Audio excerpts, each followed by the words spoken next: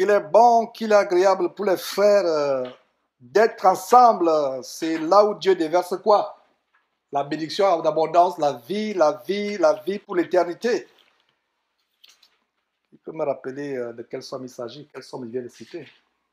C'est le psaume 133 qui dit cantique de David, plutôt cantique de degrés de David. Voici, oh, qu'il est agréable, qu'il est doux pour des frères de demeurer ensemble. C'est comme l'huile précieuse qui, répandue sur la tête, descend sur la barbe d'Aaron, qui descend sur le bord de ses vêtements.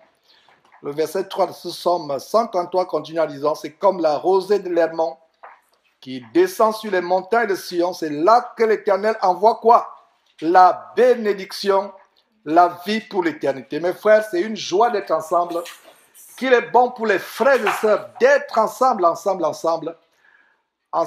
non seulement physiquement, mais ensemble dans la communion d'esprit, ayant les mêmes sentiments les uns vers les autres, ayant le même amour les uns vers les autres, se pardonnant réciproquement, se supportant réciproquement, marchant ensemble, ceux qui sont forts dans la foi, supportant ceux qui sont faibles dans la foi, ceux qui ont compris certains principes dans la marche chrétienne, supportant, tolérant ceux qui n'ont pas encore compris. Et quand on dit tolérer, nous ne tolérons pas les boucs, les gens qui sont rebelles dans la parole de Dieu. Nous ne tolérons pas les gens qui ne veulent pas faire un effort pour être dans la parole de Dieu. Nous tolérons les brebis du Seigneur qui veulent marcher en conformité avec l'évangile merveilleux de notre Seigneur et Sauveur, Christ Jésus. Quel merveilleux chapitre nous avons ici.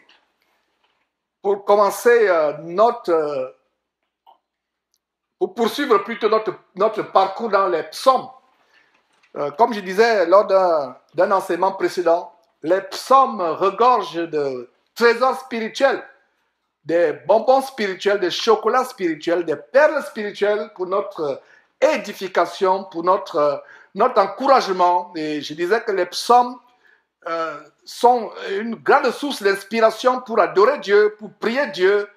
Je ne dis pas que ça doit être maintenant un recueil de prière. Non, nous n'avons pas de recueil de prière. Si vous avez un recueil de prière sur la base duquel vous priez, ça s'assimile à la magie.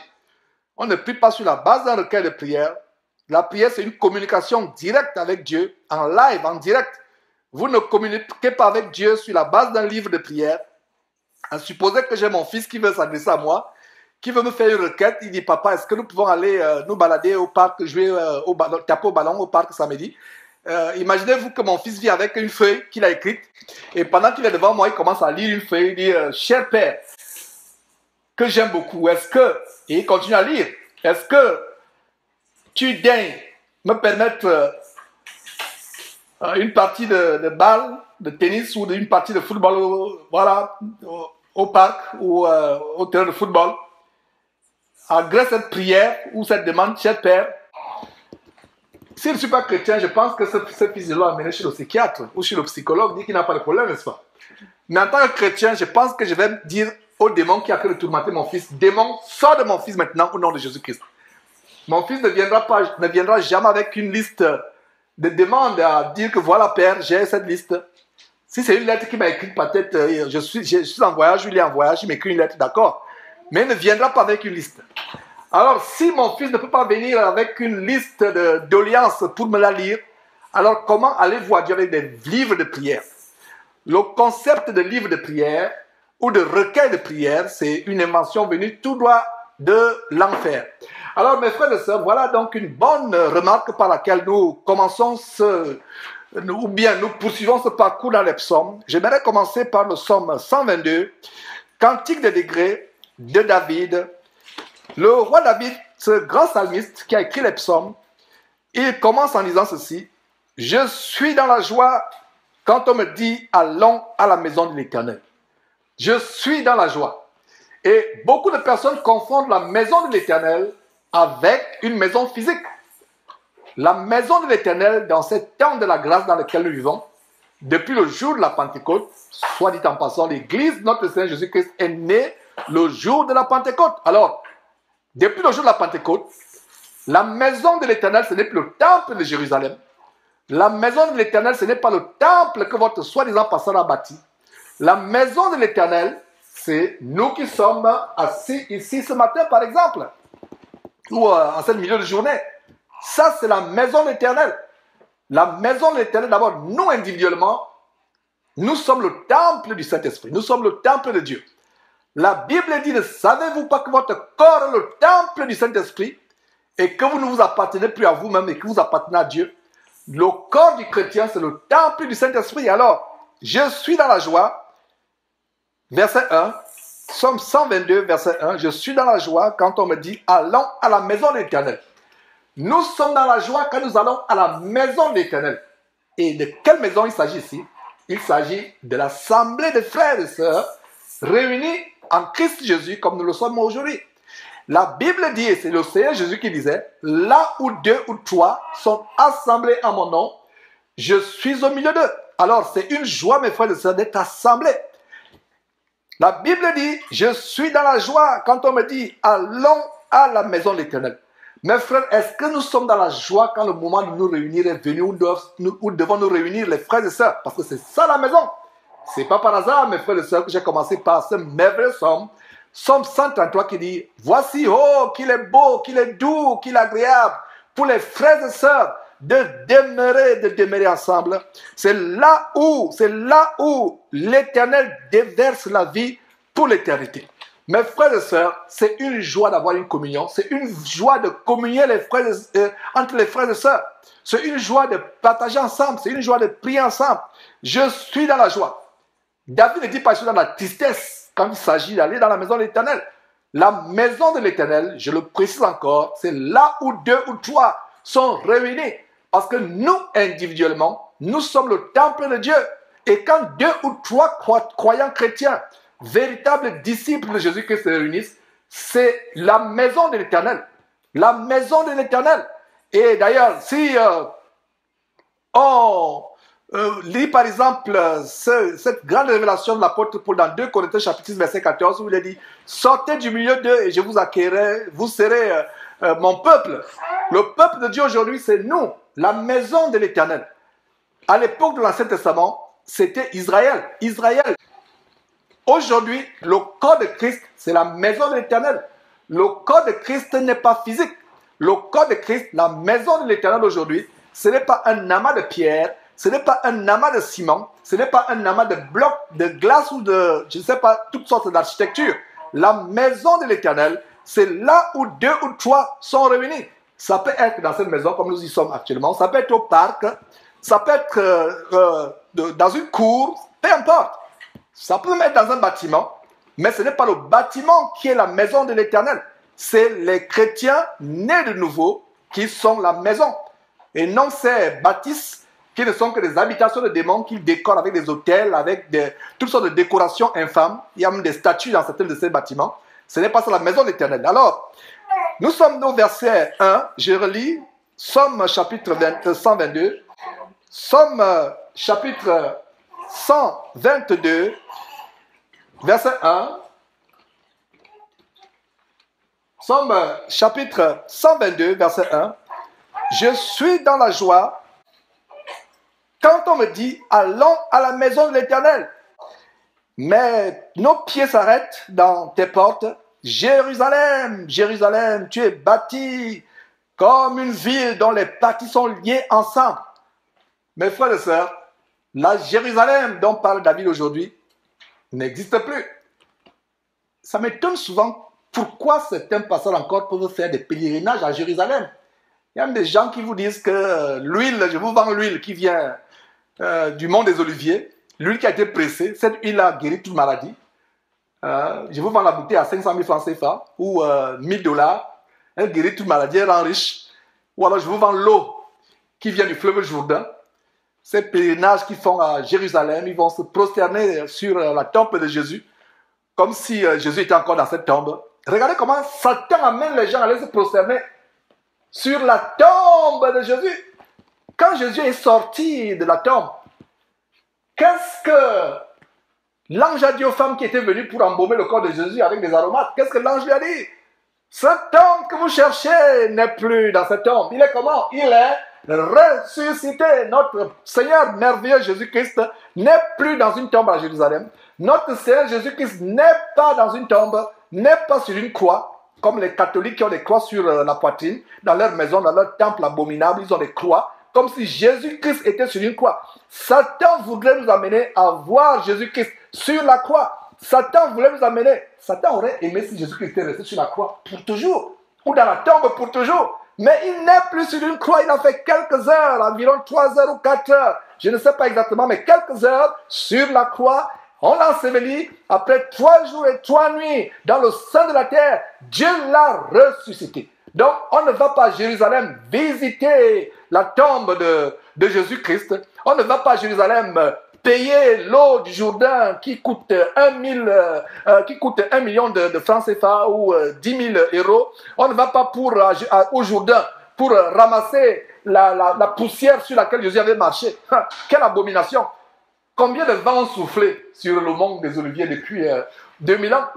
Combien de vents, combien de cyclones ont soufflé pour balayer la poussière que les gens vont payer pour dire que Jésus était sur le mont des Oliviers, donc on vend la poussière.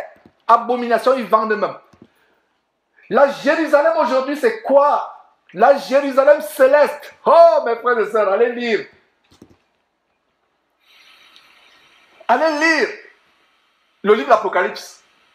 J'ai à cœur de faire un grand enseignement, que Dieu me donne la sagesse de faire cet enseignement samedi prochain, comme nous reprenons les émissions. Le titre de cet enseignement, c'est les 12 révélations au ciel du paradis, ou au ciel, que tout chrétien doit savoir. Les 12 révélations. Nous allons montrer comment le ciel est beau. Et beaucoup de personnes prêchent la parole de Dieu en vous faisant peur avec l'enfer. Est-ce que l'enfer existe? Pour le moment, l'enfer n'est pas encore ouvert. L'enfer est un endroit effroyable. Il y a des gens qui disent que je ne crois pas à l'enfer. Je crois que l'enfer est un endroit effroyable. Ce n'est pas un endroit que vous souhaiteriez même à votre pire ennemi d'y être. L'enfer est dangereux. Mais nous devons prêcher plutôt aux chrétiens la beauté du ciel. Oh mes frères et sœurs, l'enseignement de samedi, je vous dis, ce sera un grand enseignement. Vraiment, on va voir comment le ciel est merveilleux, la beauté du ciel, la nourriture qui est au ciel, les merveilles qui sont au ciel. On va voir cela. Et 12 révélations sur le paradis, 12 révélations sur le ciel. C'est merveilleux. Alors, la Jérusalem céleste, c'est qui? C'est l'église de Jésus-Christ. La Jérusalem céleste, c'est quoi? C'est l'église du Seigneur Jésus-Christ. Alors, regardez la révélation. En fait, quand David parle ici, David était en train d'anticiper la Jérusalem céleste. Et vous allez comprendre cela. Je vais vous montrer quelque chose. Tout en espérant que merci va nous permettre de le faire. Parce que quand David parle de Jérusalem, et vous allez voir ici quoi?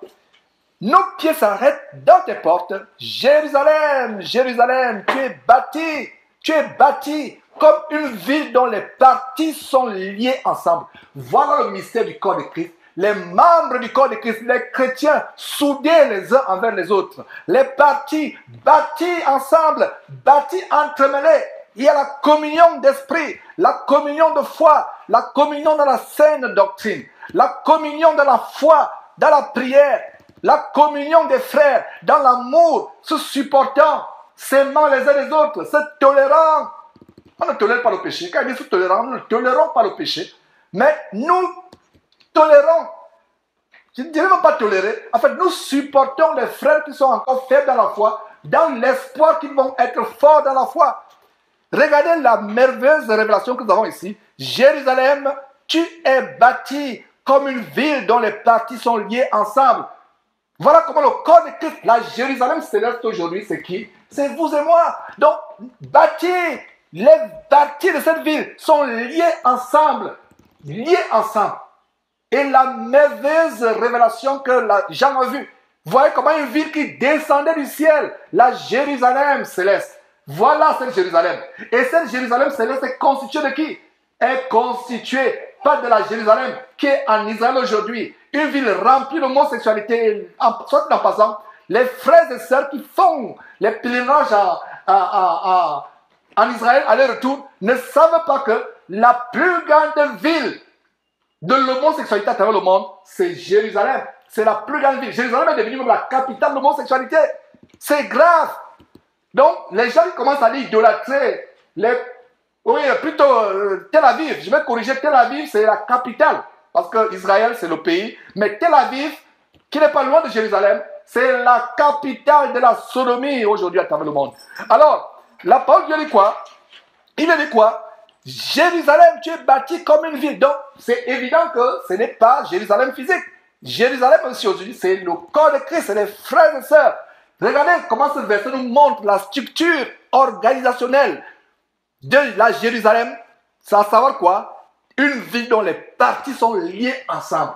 Voilà ce que nous devons rechercher. Mes frères et sœurs, entre frères et sœurs, ça me déchire le cœur de voir des frères et sœurs qui ne peuvent pas communier ensemble, se supporter ensemble, se tolérer. C'est une manifestation de l'amour de se tolérer.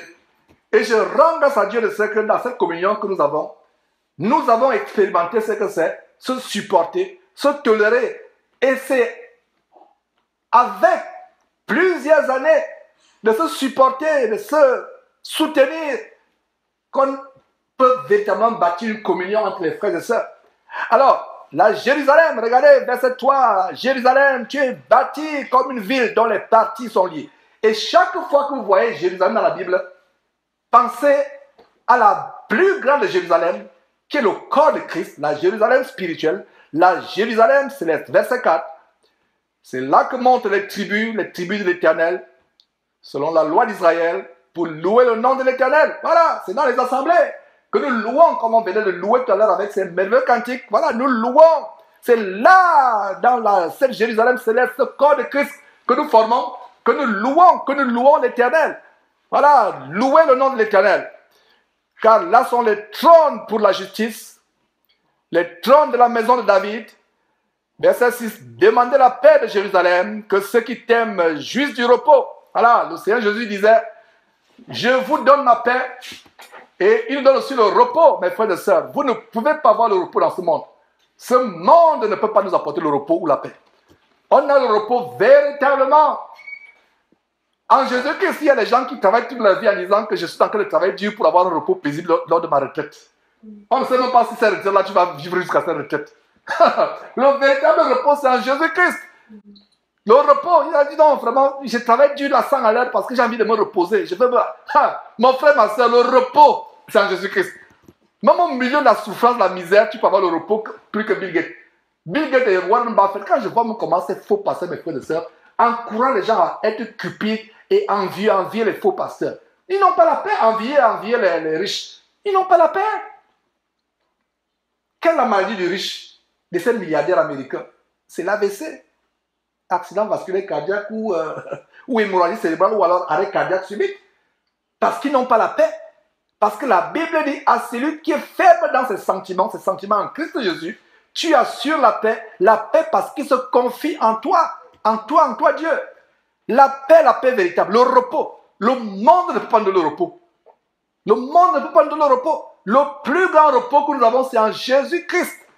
Quand les gens parlent par exemple du sabbat comme étant le jour du repos, il y a cette abomination adventiste qui a été créée en passant par une femme qui ne doit pas enseigner, qui ne devait pas enseigner, cette femme Ellen White, qui a créé une Bible qui est à côté comme de la... C'est au même standard de la Bible parce que chez les adventistes, et l'église adventiste, j'ouvre une parenthèse, mes frères et sœurs, c'est même la plus grande abomination que nous devons dénoncer à l'avenir. C'est une abomination que nous devons dénoncer parce que l'église adventiste, vous voyez, les femmes apparemment sont décentes, les longues jupes, elles sont décentes. Les familles adventistes sont tellement des familles apparemment décentes. Les familles apparemment décentes. Les bonnes familles, les parents responsables, des bonnes femmes, des bonnes épouses, des bonnes mères d'enfants, de famille. Il y a la décence, il n'y a pas d'excès dans les milieux adventistes. Mais ce qu'il y a derrière, c'est une abomination. C'est pour ça que je pense que la secte ou l'abomination adventiste est plus dangereuse que l'église catholique. Parce que l'église catholique, vous voyez les statues, les abominations. Mais chez les adventistes, vous avez quelque chose qui est tellement camouflé, tellement bien caché. Et ce que je vais exposer dans cette émission Plaisir à Dieu, c'est que l'église adventiste a été a été créé, fondé. Quand j'entends souvent que les gens ont fondé les églises, nous avons un seul fondateur, c'est qui? Jésus-Christ. Quand vous entendez tel, je suis le fondateur de tel, ou bien notre fondateur, il dit souvent aux gens, votre pasteur qui dit qu'il est fondateur, allez sur la croix, faites une croix. Comme, bon, ne faites pas de croix, trouvez un arbre ou un poteau en bois, prenez des clous, allez le clouer. Si l'accepte se fait clouer, à partir de ce jour-là, vous allez l'appeler le fondateur.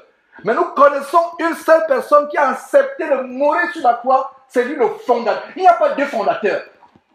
Ça, vraiment, frère, vous êtes même fatigué de m'entendre dire les mêmes choses. Mais je ne vais pas me fatiguer de dire les mêmes choses. Comment quelqu'un peut dire qu'il est fondateur? Tu es fondateur de quoi? Tu es fondateur?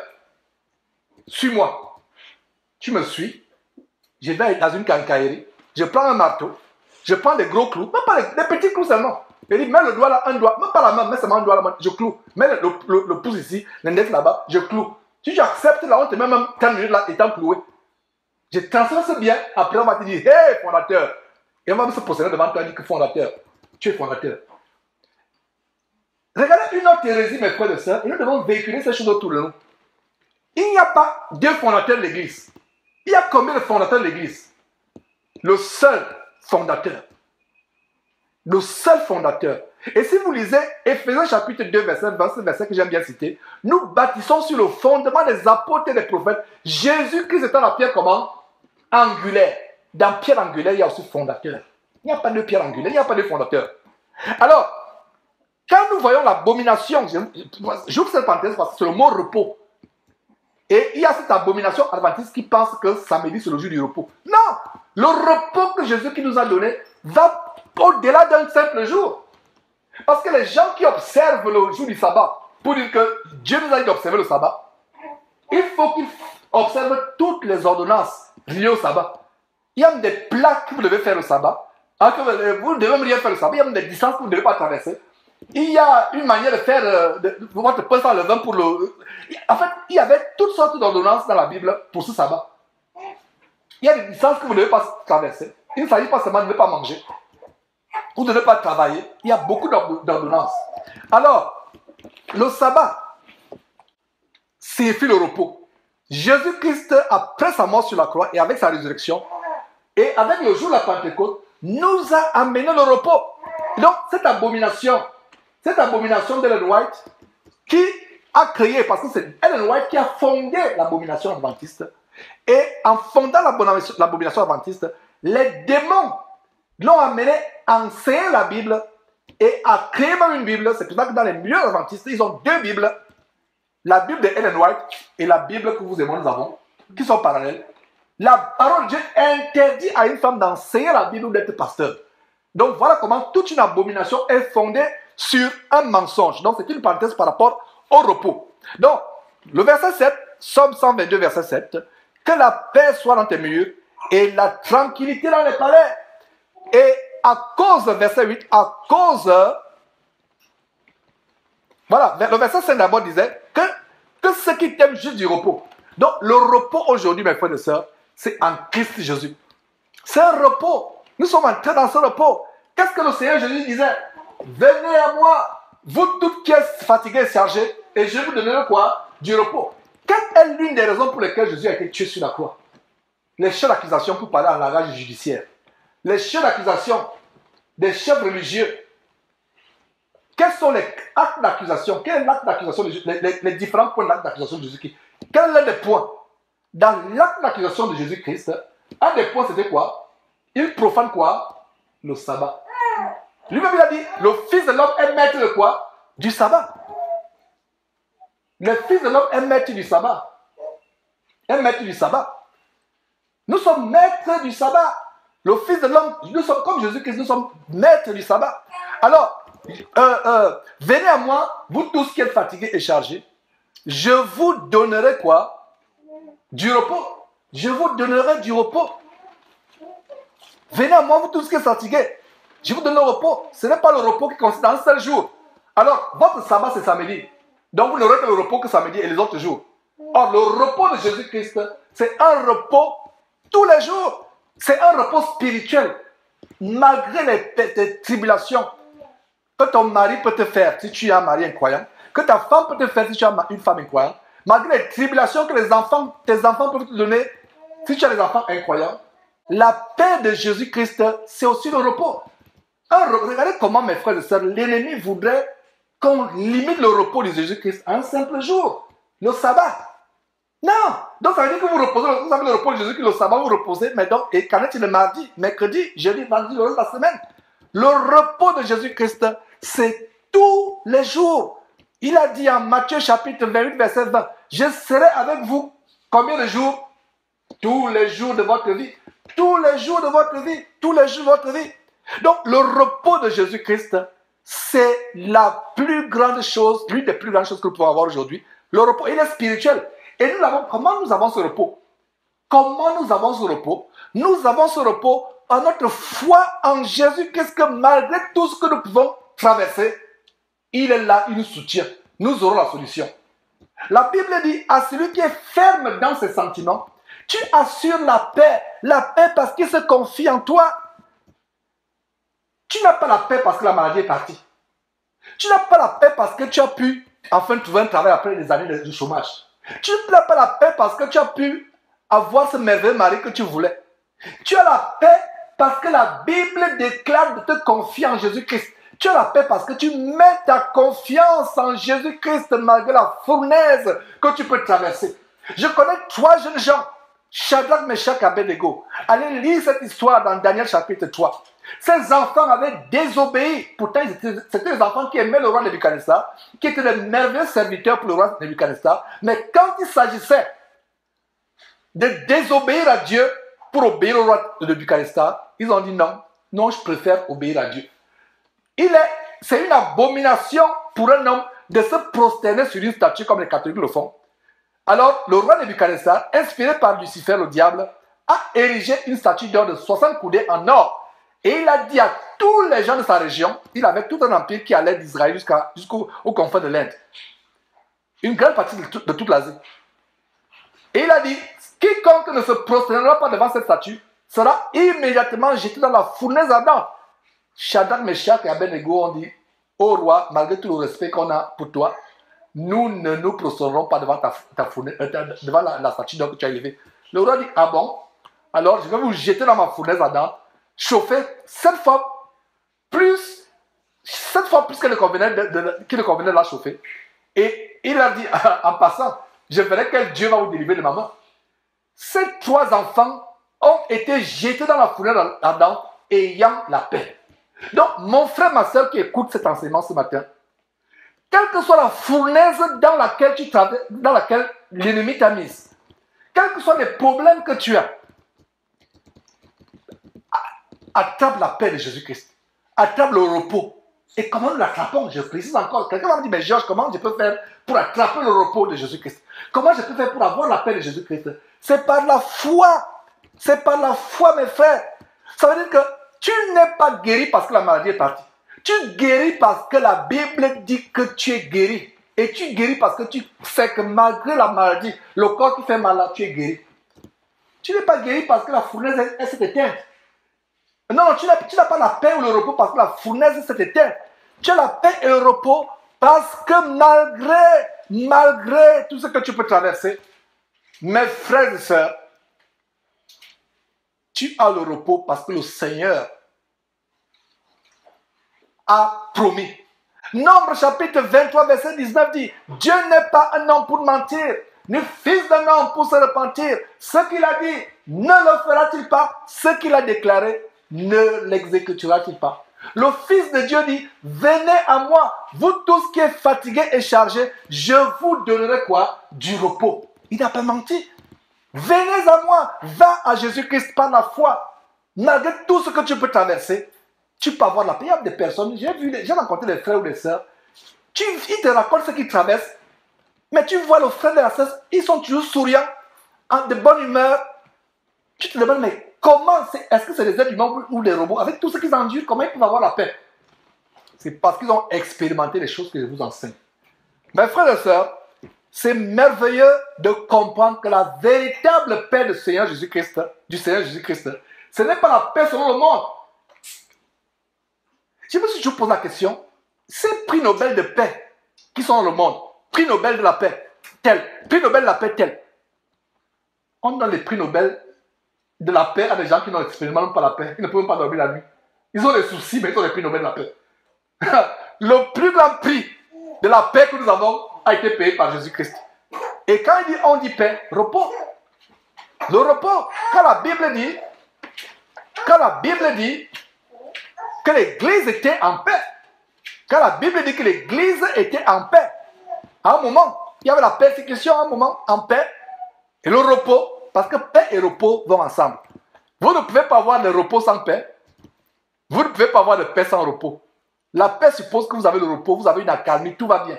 Et nous, chrétiens, tout va bien, pas parce que physiquement tout va bien par notre foi. Regardez cette femme de la Sunamite, vous pouvez aller lire ça en 2 Rois, qui avait un enfant malade, une femme qui était stérile, qui n'avait pas pu avoir d'enfant. Son mari étant vieux, elle désespérait d'avoir d'enfant. Le prophète Élisée passait par là, à Sunem, il passait par là et il lui a promis un enfant. Et elle a même dit au prophète Élisée, ne trompe pas ta servante. Ne trompe pas ta servante, mon mari est vieux, moi je suis là, je ne peux plus avoir d'enfant. Mais comme c'était la promesse de Dieu pour cette femme, par l'entremise du prophète Élisée qui était qu'un envoyé, cette femme a eu un enfant. Plus tard, l'enfant est mort. La femme a pris l'enfant. Il est allé étaler l'enfant dans la chambre haute du prophète Élisée. Il lui avait construit en passant une chambre haute de telle manière que chaque fois que Élisée passait par cette ville, il devait se reposer dans cette chambre haute. Et soit dit en passant, il était interdit par la loi à l'époque pour une femme d'entrer dans la chambre haute d'un homme de Dieu. Donc s'il fallait lui apporter par exemple ses vêtements lavés ou sa nourriture, la femme devait déposer, peut-être cogner à la porte et déposer au seuil de la porte et se retirer. Mais cette femme-là enfreint la loi, prend l'enfant qui était mort et entre dans la chambre haute d'Élisée, dépose l'enfant et se rend vers son mari qui était au loin dans les plantations où il s'occupait de ses affaires avec ses employés. La femme, l'homme étonné dit, mais qu'est-ce que tu viens faire ici? Non, je vais aller voir l'homme de Dieu Élisée. Le mari lui dit, mais l'homme de Dieu Élisée, ce n'est ni nouvelle lune, mais pourquoi tu vas là-bas? Qu'est-ce que la femme dit à son mari? Tout va bien. Hein? Tout va bien, un enfant est mort, la femme dit tout va bien. Voilà une femme qui a expérimenté le repos de Dieu et la paix de Dieu. Le repos de Dieu et la paix de Dieu ne sont pas fonction de ce que tout va physiquement bien, de manière matérielle, physique, que vous pouvez voir, tout va bien. C'est par notre foi que nous avons le repos. C'est par notre foi que tout va bien. C'est par notre foi que tout va bien. Puisse cet enseignement nous booster comme une batterie déchargée. Puisse cet enseignement vous donner le repos. Puisse cet enseignement nous booster l'autre jour. J'ai été obligé de booster la batterie de ma voiture qui était à plat. Il a fallu qu'une autre voiture, j'ai un câble et qu'une autre voiture vienne pour booster la batterie. Tiens, ça a démarré. Puisse cet enseignement booster ta foi, mon frère, ma soeur. Tu penses à un moment que tu as affaibli les problèmes de la vie, le mari qui te fait des problèmes, la femme qui te fait des problèmes, les enfants qui veulent te rendre fou, folle. Au travail là-bas, ça ne va pas. Tu as perdu la foi, tu penses même te suicider. Puis cette parole booster ta foi. La foi, c'est notre plus grand attribut. La foi, c'est notre plus grand attribut. C'est par la foi que nous obtenons la paix et la joie de vivre même. La femme de la Sunamite, malgré l'enfant mort qu'elle avait déposé dans la chambre de l'homme de Dieu Élisée, pouvait dire à son mari, tout va bien, tout va bien. Donc on va dire qu'elle a menti. Physiquement, humainement, elle a menti parce que l'enfant était mort. Comment tout va bien pour aller bien avec un enfant? Votre unique enfant, ton unique enfant, que tu as eu ton mari dans la vieillesse de ce dernier, ton mari étant vieux, ton seul enfant, tout peut aller bien alors qu'il y a un enfant qui est mort. Mais la femme de la Sunamite, malgré cela, disait que tout va bien. Elle n'a pas menti. Elle avait la foi que le Dieu du ciel, le Dieu très haut, le seul vrai Dieu, créateur du ciel et de la terre, le Père de notre Seigneur Jésus-Christ, qui lui avait donné cet enfant il y a plusieurs années auparavant, alors que tous les médecins avaient déclaré son couple cliniquement impossible, et avaient déclaré que son couple cliniquement ne pouvaient plus avoir un enfant. Ils ont pu avoir l'enfant. Elle a mis sa confiance à ce Dieu-là. Elle a dit au mari, tout va bien. Et si vous lisez cette histoire par la suite, cet enfant, Dieu l'a ressuscité par l'entremise d'Élisée plus tard. La foi, mes frères et sœurs, c'est ce par quoi on entre dans le repos. Donc, cet enseignement, je suis presque à la fin. J'ai dit qu'on devait lire quelques livres, finalement, on se limite à Somme chapitre 122. Aujourd'hui. Et ce Somme nous montre les bienfaits de la communion. Regardez, c'est lors d'une communion, mes frères et sœurs, que nous pouvons recevoir ce matin, cette communion des saints, que nous formons, faisant partie de cette Jérusalem céleste, une ville dont les parties sont liées ensemble. Regardez comment nous pouvons être édifiés ce matin sur les bienfaits du repos, le repos en Christ Jésus. Et le verset 6 dit, nous sommes toujours dans Psaume chapitre 122, verset 6. Demandez la paix de Jérusalem, que ceux qui t'aiment jouissent du repos. Que ceux qui t'aiment jouissent du repos. Voilà, c'est ce que Jésus disait. Venez à moi, vous tous qui êtes fatigués et chargés, et je vous donnerai quoi? Du repos. Tous ceux qui aiment Dieu devront jouir du repos. Et aimer Dieu, ce n'est plus se soucier, ce n'est plus se lamenter, ce n'est plus s'inquiéter pour sa vie. Aimer Dieu, c'est lui faire totalement confiance. Dieu aime les gens qui lui font confiance. Il est dit en Hébreux, chapitre 11, verset 6, sans la foi, il est absolument impossible d'être agréable à Dieu. Car ceux qui s'approchent de Dieu doivent croire que Dieu existe et qu'il est le rémunérateur de ceux qui le cherchent. Le rémunérateur, dans le mot rémunérateur, il y a un salaire.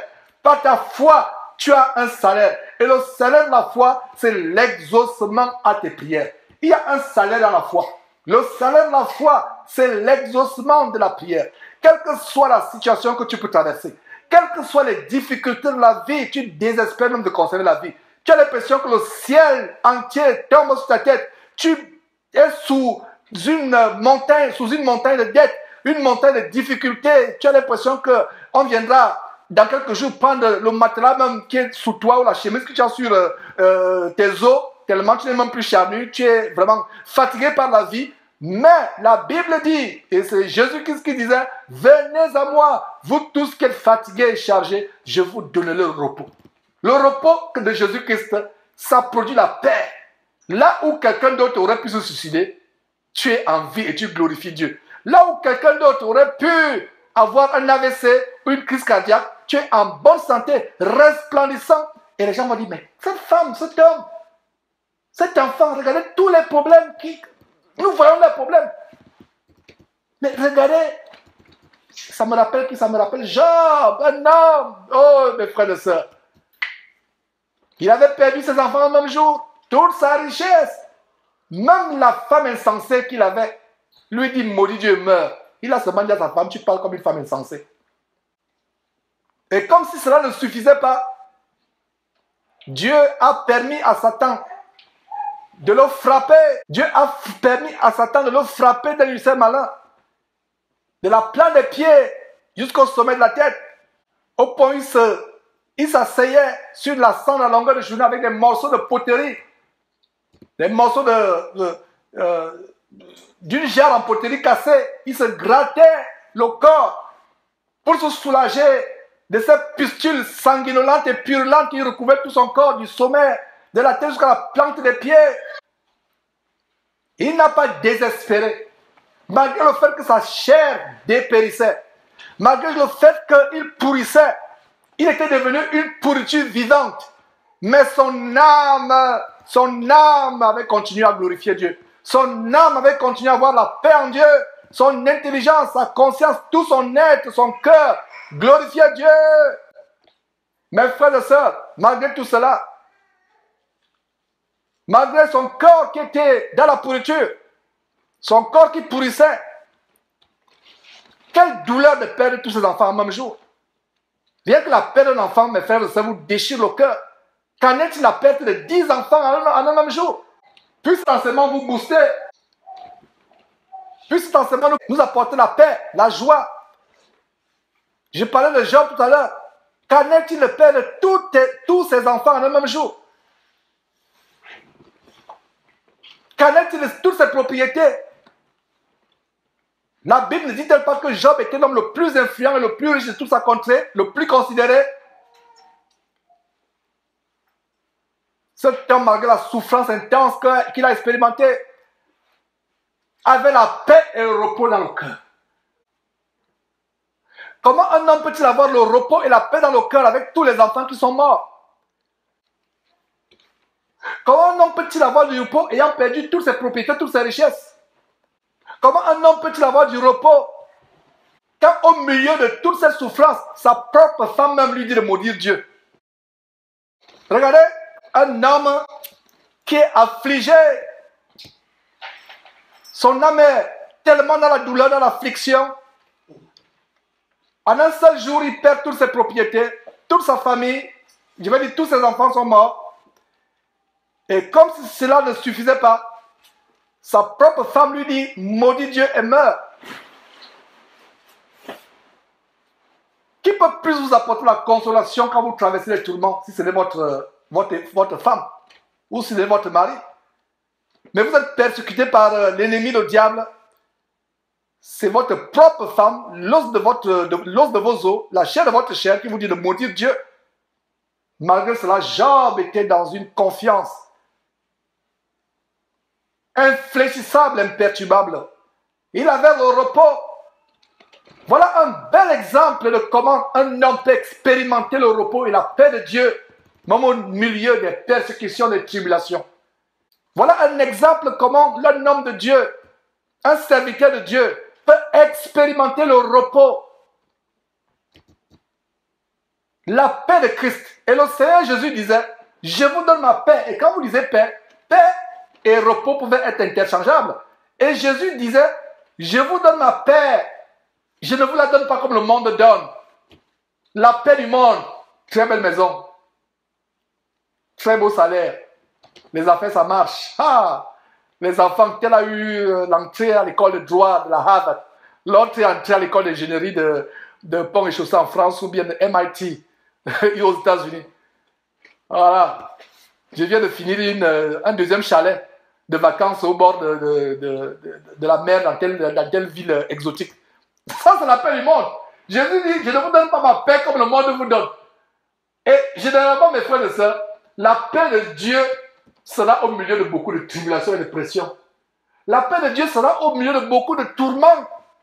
Les gens te regardent comme ça et disent, mais est-ce que c'est cet homme-là, cette femme-là qui traverse cela? Mais tu es calme. Je me rappelle de ce camarade, je ne sais pas si ça se passe à l'université ou bien à l'école primaire. Quand on dit, comment vas-tu? Il dit, 37. Comment ça va? Il dit 37. On ne comprenait pas pourquoi il disait 37. Donc, comment ça va? Il dit seulement 37. Donc, ça veut dire que ça allait bien. Et qu'est-ce qui fait changer le rythme cardiaque? La maladie, les problèmes cardiaques, les crises cardiaques. Ça vient de quoi? C'est les soucis. C'est les problèmes. Donc, mes frères et sœurs, désormais, pour paraphraser ce jeune homme, soyons désormais à 37, malgré tout ce que nous pouvons environner comme, nous pouvons endurer comme problème. Malgré tous les problèmes qui nous environnent. Donc, regardez Job, qui avait expérimenté la paix de Dieu. Et Jésus, qu'est-ce qu'il dit plus tard? Je vous donne ma paix, paix ou repos. Parce que Jésus, il y a deux versets tellement importants. Deux versets tellement importants. Il y a deux versets importants. Venez à moi, vous tous qui êtes fatigués et chargés, et je vous donnerai quoi? Du repos. Voilà un verset à mémoriser de Jésus-Christ. Il y a un autre verset qui dit, je vous donne ma paix, recevez ma paix, je vous donne ma paix, je ne vous la donne pas comme le monde donne. La paix du monde, c'est que promotion au boulot, très bon boulot, très belle maison, très beau salaire, très grand salaire, pardon, merveilleuse famille, tout marche bien, bonne santé. Mais la paix du Jésus-Christ, parce que beaucoup de chrétiens pensent que quand tu es malade ou ça ne va pas dans ta vie, tu es pauvre, c'est forcément que Dieu n'est pas dans ta vie. Et ça, c'est l'un des aspects pervers de l'évangile de la prospérité. Je ne veux pas dire par là qu'il faut forcément être pauvre ou malade ou pour savoir que tu es avec Dieu. Non, ce n'est pas ce que je veux dire. Ne me comprenez pas très mal. Dieu bénit aussi. La santé, c'est aussi un signe de bénédiction. La prospérité peut être aussi un signe de bénédiction. Quand il dit la prospérité, ce n'est pas forcément en termes matériels. L'harmonie entre couple, mari et femme, l'harmonie entre parents et enfants, c'est aussi la prospérité. Mais je veux dire que, comprenez quel est mon point, frère et soeur, malgré les problèmes que l'ennemi, avec lesquels l'ennemi, le diable peut vous assaillir, et n'oubliez pas dans Jean chapitre 10, verset 10, il ne vient que pour dérober, égorger et détruire. Notez bien Jean chapitre 10, verset 10. Et c'est Jésus qui parle dans ce verset. Il dit, le voleur ne vient que pour dérober, égorger et détruire. Moi, Jésus-Christ, je suis venu afin que les brebis aient la vie et qu'elles soient dans quoi? Dans l'abondance. Comment je comprends cette abondance? Abondance de repos et de paix. Parce que tu vas avoir l'abondance de tous les trésors des diamants de la compagnie Bliss en Afrique du Sud. Tu peux avoir tout l'argent de la famille Rothschild, tout l'argent de la famille Bettencourt, tout l'argent de Bill Gates ou de Warren Buffett. Tu n'as pas la paix. Et quand tu n'as pas la paix du cœur et le repos, est-ce que c'est vraiment ça l'abondance dont Jésus parle dans Jean chapitre 10, verset 10, partie B? Non! Jésus est venu afin que nous ayons la vie et que nous soyons dans l'abondance. Parce que ton abondance sans Jésus qui t'apporte la crise cardiaque, c'est la mort. Donc ce n'est plus la vie. Ton abondance, je répète très bien, ton abondance, ta richesse sans Jésus qui t'apporte la crise cardiaque. Et la crise cardiaque c'est quoi? La mort. Or, Jésus-Christ apporte la vie. La vie non seulement sur cette terre, la vie même après ta mort, la vie éternelle. Ça veut dire que quand les morts en Christ ressuscitent, si tu es mort en Christ, tu vas ressusciter, aller à la rencontre de Jésus-Christ dans les airs et vivre éternellement avec Jésus-Christ. La paix de Dieu par son Fils Jésus-Christ, c'est la véritable abondance. Mes frères et sœurs, voilà un enseignement pour nous booster. S'il y a quelqu'un qui a écouté cet enseignement, qui se sentait depuis le jour comme étant une batterie déchargée, qu'on devait seulement mettre à la poubelle parce qu'il n'y a même plus rien, même si on charge la batterie, elle ne peut même plus démarrer. Si tu te sentais comme ça, mon frère, ma soeur, puisse cet enseignement te rebooster, t'encourager, te redonner la joie d'être avec Jésus-Christ, la joie de ta vie chrétienne, et la paix et le repos. Que Dieu vous bénisse, que Dieu nous bénisse, au nom de son Fils Jésus-Christ. Amen. Ne manquez pas de vous abonner à notre chaîne YouTube Jésus-Christ TV, en cliquant sur le bouton s'abonner, juste au bas de la fenêtre de cette vidéo. Ainsi, vous recevrez automatiquement nos nouvelles vidéos, et vous ne raterez aucune. Vous connaîtrez la vérité, et la vérité vous affranchira. Jean 8, 32.